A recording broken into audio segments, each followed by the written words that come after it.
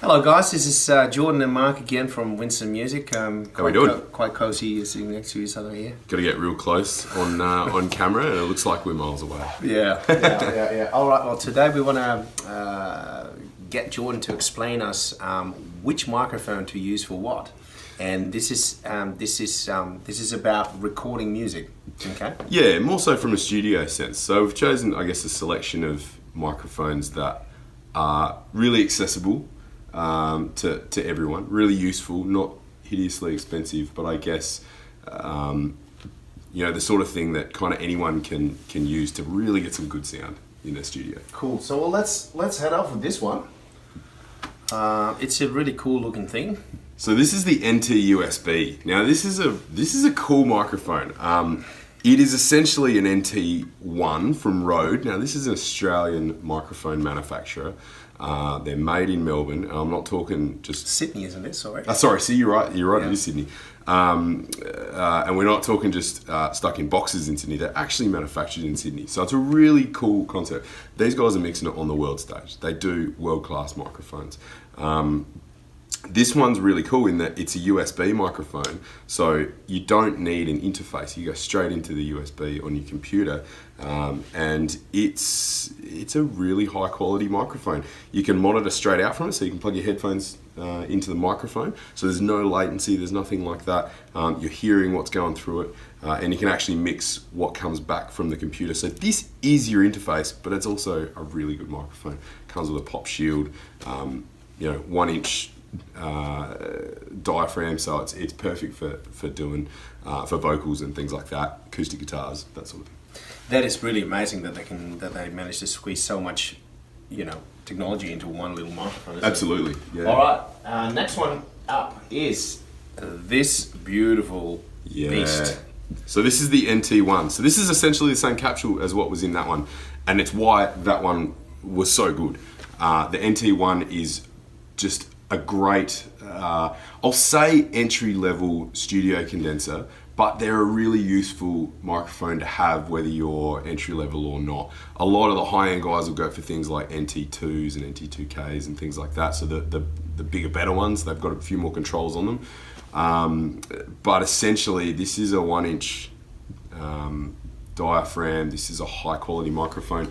These come with what's called a Rycote suspension mount. So these are a really good quality, high-end suspension mount for your microphone. So your microphone sits in there. There's a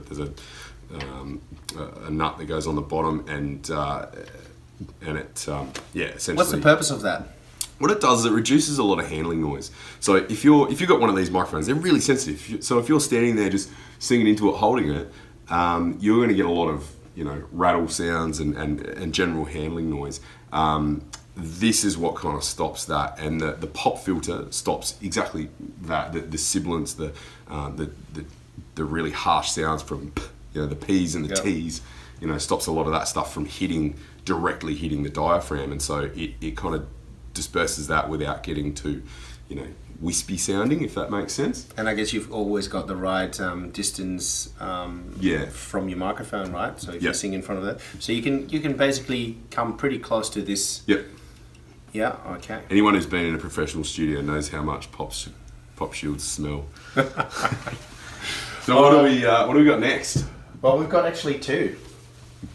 The old M5 match pair. These are cool. I really like these. I think if you're going to spend a couple $100 on some microphones and you've already got yourself a good vocal microphone, I reckon these are the go. They're great for heaps of different applications, lots of instrumental applications.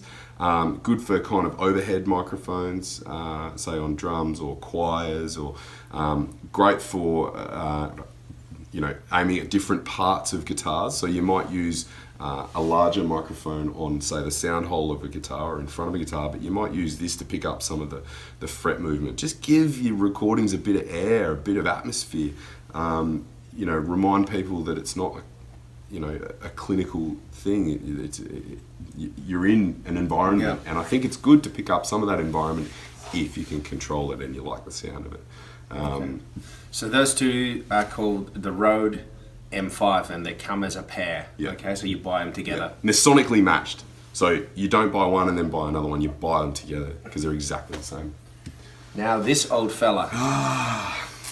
I remember watching concerts from the 80s, and well, they're on YouTube all over, or recordings, and you see that thing popping up. Shure SM57. The 57. This you'll hear people bandy it around. That it's just called affectionately the 57.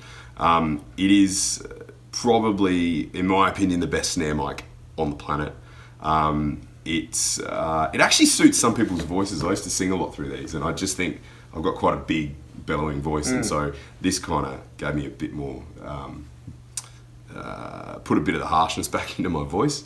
But they're not typically a vocal microphone. They're quite so the pattern on these is a little bit more focused than most of your, say your 58s or your Rode M1s or things like that. They're also a really good microphone for guitar amplifiers. And it's worth looking into the different ways of miking up a guitar amplifier, but essentially if you've got a speaker, you can aim it directly into the center of the speaker, off axis, on axis, towards the outer edge of the cone. And then every different part of that speaker will have a different sound. And these are great for picking that up. So for electric guitars, these are awesome. Underneath snare drums, on top of snare drums, you'll see quite often there'll be like a really fancy microphone set on a drum kit, and then there'll just be a 57 on the snare, and that's because they just sound good. I've seen people turn these into triggers for drums. They're just so useful, and it's kind of because they're a bit average, oddly enough. That's what's great about average looking, you mean? Or? And sounding. Okay. They're quite a basic, simple microphone. The biggest difference between this and every other mic we've looked at is that this is a dynamic microphone, so it doesn't require phantom power. So you can plug that into essentially any old amplifier, and they're, as a result, not quite as sensitive, whereas the others are all condenser microphones. They require what's called phantom power. Yeah. So this is the only one from the bunch that we showed there. We're talking about amping up live and recording as well, studio, right? So where the other ones are mainly, pretty much only studio microphones. Yeah. Okay. Yeah. Great. This is a great explanation, Jordan. And look, if you guys have questions, come in and see us in the store. Especially Jordan, he's the recording specialist and also microphone specialist, PA, studio monitors. Come and see us, and we'll be happy to serve you. Awesome.